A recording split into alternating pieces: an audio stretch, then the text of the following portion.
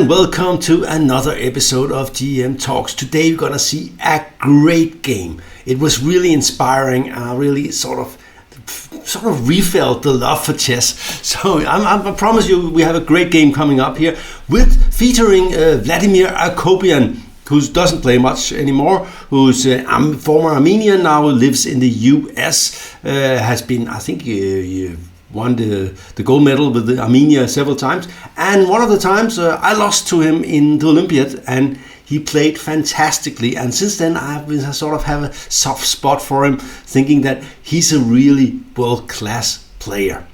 And he just won the American Senior Championship ahead of I think Jesse Cray, who was a big surprise anyway. Cray, I don't know how you say that. Anyway, let's see the game he won against Igor Novikov. Igor Novikov, I think, was raised in Russia or the Soviet Union and was a strong player in the 90s. Moved to the US like so many Russians, and well, sort of, they tend to be very strong in the beginning, and then they sort of fade away. I don't know what happens. The softness of the American world just gets to them instead of the hardcore Russian mentality. I don't know what's going on. Anyways, it seems they all slowly lose their abilities when they get to the US. But they probably have a much more comfortable and nice life. Anyway, he's black against Novikov, and we'll see.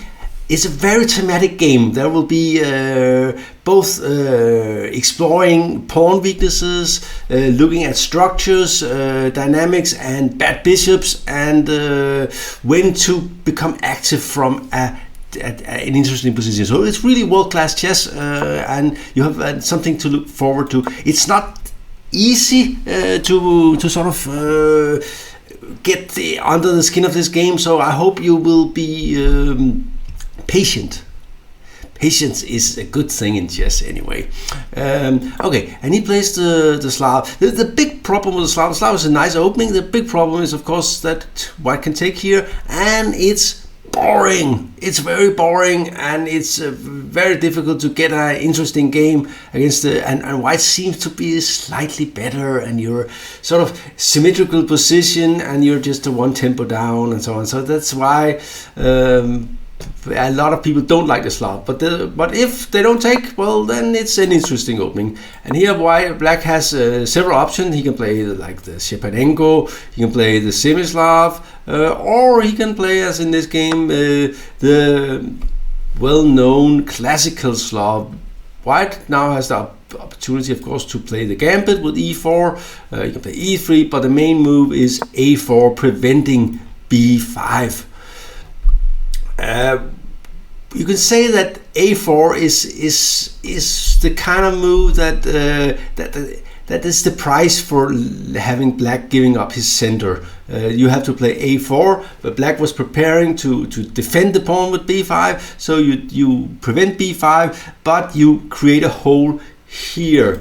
What do you get? Well, on the other hand, this is a concession, giving up the center and not being able to attack it sort of immediately in the queen's game, except that you will play with c5, but that will lose a tempo here. So, but it actually is possible after a4. Some players have played e6 and c5 and switched it into some sort of Queen's Gambit accepted. I played that against a few players. I think Peter Heine, among others. But bishop f5 is the main move. There is, of course, also knight a6, bishop g4, and a5 and stuff like that. But bishop f5 is the real serious slow opening.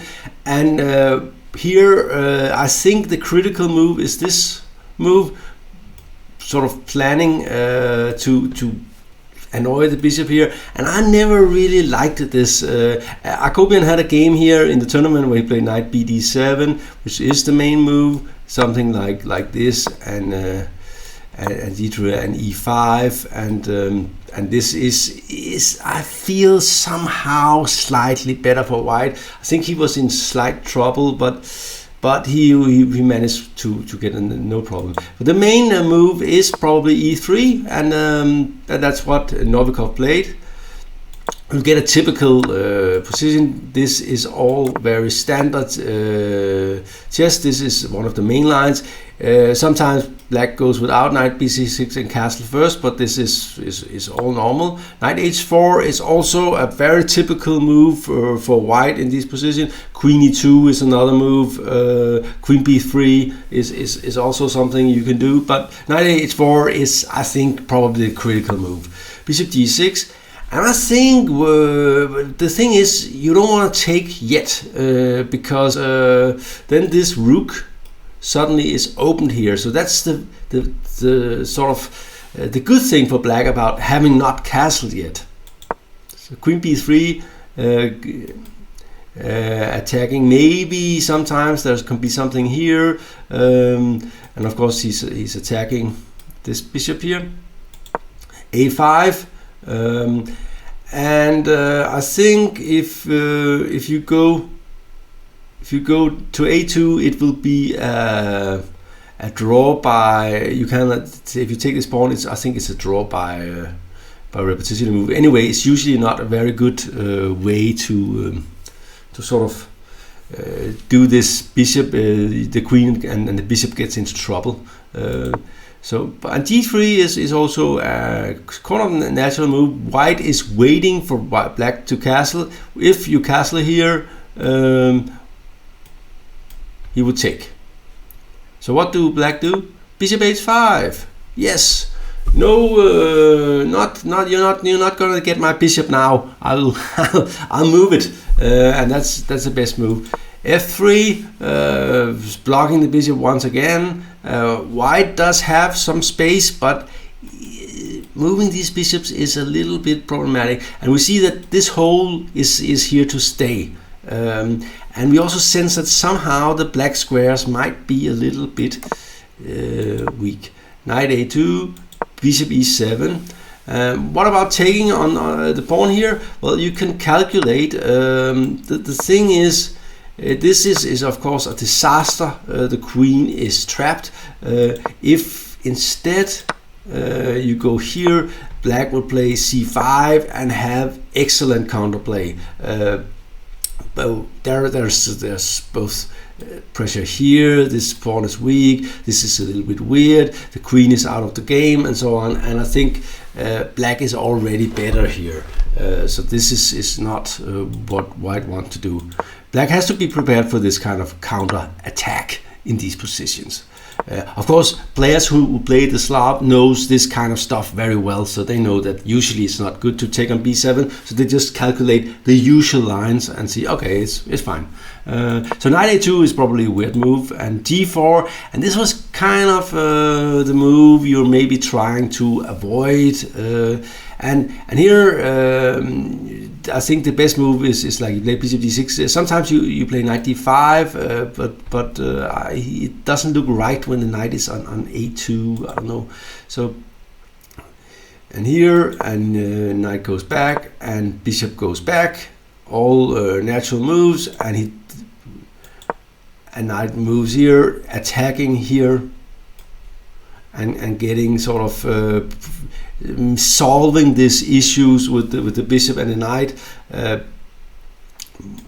White takes, get the bishop pair, but we see that this is a weakness, and this is not only a weakness because it weakens sort of the king side, but it also weakens the center. And how is it it weakens the center? Well, the thing is, white needs to play this, but we can see that the black squares will be just weaker because he played d4. So it's a little bit annoying, and often in the Slav, black will lose the white squared bishop and play on the dark squares, like with this Capablanca concept I talked about a little bit on GM Talks. Okay, e4, he has to go, knight goes to b6, hitting the bishop. So white's structure starts to look a little bit stressed, but he does have the bishop pair, he does have more space, he's got like almost this, except for this square, which is very annoying that this square is in black's control. Bishop e2, and here comes an excellent move by black, e5. The thing is, you really don't want white to sort of control the center. If maybe something even like f4, and you will bishop e3 and so on, and you will not be able to get your pieces out, and this will not be a bad bishop. Black is hoping this guy down here will turn into sort of live in salt. So e5, nice move. But what is it? Why can't you take this one? Well, the thing is, knight c5 is a typical way to create counterplay. If you take this ending is very good. Black will get this pawn, and white's bishop pieces will be sort of very. And after this move, queen e7, you're ready to get this pawn back. Something like this looks like it's good, but then black does have another pawn, and the whole white center starts to collapse completely here. And this is unpleasant. This kind of thing you really don't want. Like sort of the exploding in your head is really. So please notice this move g5 undermining this pawn. Very strong concept. Very strong concept. And important for the understanding. So e5, it was a very strong move. Novikov developed, and take, and bishop takes, and bishop c5, and we see this that we already feel it, right? This starting to feel very annoying, and we see that there's no way to use this. There's of course this bishop here, but the queen is also a little bit misplaced here, and the queen of course will go to this square, and all the endings looks good for black, because this bishop is more or less out of work. Take, and we go here, and this is what happens. Okay, and important position. What would you play here as black? What would you play? Well, what is the situation here? We see that black is controlling the queen side more or less. White has lost control over these squares, and this could turn out weak later. But there's another problem.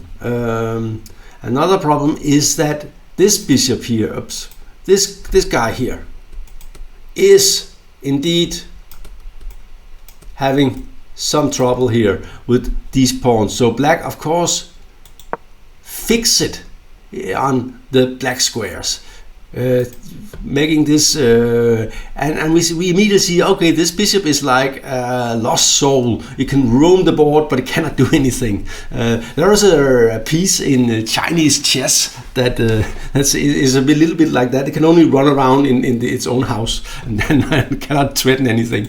Okay, d5. Black already have a very clear advantage. The instructive thing is, of course, a player like Akopian, who's very typical Armenian, good in dynamics, was almost world champion, lost to this knockout to Halifman, but of course have the Armenian positional technique to play this brilliantly. His rating is down to 2583 or something, but I think if he played it some more, even though his hair is pitch white, is really getting old. He looks like that guy from the poker player movie. Anyway, he's still got excellent technique, and he's getting the king into the center, and white starts to try to fix the problem with his pawn structure. It's not that easy to fix. Take, of course, take. Knight back doesn't do any much there, and it's threatened this pawn. Defended, you cannot take it here due to the pin down here. And what now? Check. Rook come into the game. King going here looks like really suicidal. You probably get mated. Knight e6, king f5, knight e7, threatening g6 mate. Looks really, really spooky. And what now? Well, I'm sure you guessed it now. Of course. Again, fixing these, and you could, and then this bishop, and you could play g5, but that would just leave you with two isolated pawns on the same color as the bishop, and black will probably be able to control the dark squares still here. So this was very instructive, and the computer probably doesn't give you much advantage here, but of course black is more or less strategically already winning. A very beautiful position, I think. King f2, knight is going around, there's nothing to do here. The bishop can sit there, but it cannot attack anything. Rook goes to, and has to cover this pawn now. Knight is into the game. Beautiful place knight, bad bishop, bad structure, bad coordinating. Rooks comes in, and there was not much to do about it. You really don't want to put your bishop here. So let's see, king goes in here, and rook comes in, start to annoy, and he plays very well in this phase of the game, just attacking things, pushing white back, and keeping his advantage all the way, not allowing anything bad to change. When you're something should change here, you should get some sort of a fee for it. Yeah, rook c1, and taking that would be wrong, because the rook is not active, and even though black will still hold the advantage, it will be a little less so. So he needs a little bit more pieces on the board. Attacking the bishop, and you can see the coordination is starting to crumble completely. And b5. This is, by the way, an instructive moment, because it's easy in this position. I've done that a lot. It's easy to sort of enjoy your position too much and not do anything, and white will suddenly sort of manage to untangle a little bit and will be able to fight for a draw. So it's important to keep the momentum going, and knowing the right moment to do something is not easy. I think it shows great strength to be able to play b5. Of course, you're going after this pawn, but it's also the structure was completely unattackable, and now the pawns become to be possible to attack. But still, you'll get b4 in for sure. And knight c1, that's probably too passive. I think he has to sacrifice a pawn with knight d4, something like this, and take, and b4, and probably get this one. I don't think he can play rook e2 because of king d6, and rook d2 is his mate. So he has to move the rook somewhere, but still you might actually get some counterplay after something like this. With white, it's not you are attacking something. The knight will go here, keep on attacking, but the rook is active, and the bishop might end up something. It's probably winning clearly for black, but it looked like a better chance. Knight c1 is really a sad move to play. Of course, b4, kicking the rook. Rook goes back, and we are in near the game. The rook is soon running out of squares. Here it ran out of squares on the c file. Had to go a8, and rook b1 attacking the knight. King d2 and knight d4. Very typical, by the way, that you're not you wait. They are the players with strong technique are very good at not taking the immediately gain. They wait. They are very good at waiting. So you say, okay, just to avoid counterplay. I talked a lot about that in DM talks, that you have to avoid counterplay. You really have to avoid counterplay if you can. And here you're so dominating. We see this passive knight. We see this bishop. Of course, the rook somehow got loose, but these two knights and the other rook is just killing the position, and there's no reason to give any chances away. Here, he played bishop e2. He cannot take the pawn. If he takes the pawn here, I think you just play something like this. And when the king goes here, you just take here and win the rook with knight takes b3 and knight takes b4. So that's not possible. So he played knight d4, bishop e2, and check. And notice again, not taking on b3, not allowing any kind of thing. Just keep on pushing. This one is hanging. There's no reason to. And he goes to e3. And after this, I think he resigned. This is just too sad to see. To be honest, you lose at least. You lose all the pawns basically, and you probably won't get any. You won't get this pawn. So this was an excellent positional display by Vladimir Akopian, Armenian world-class player, former vice world champion. We have not heard much about him. I think he's a little bit underestimated. He never really got around to get a lot of invitations for the big tournaments. That's often a problem. We see that with Eric Gyasi at the moment, the Indian prodigy, who's probably the highest rated Indian, but he doesn't get invited, and he should get his chance to show how good he really are. Anyway, this was DM Talks. I hope you like, I hope you subscribe, I hope you share, I hope you tell all your friends, and so on. Thank you.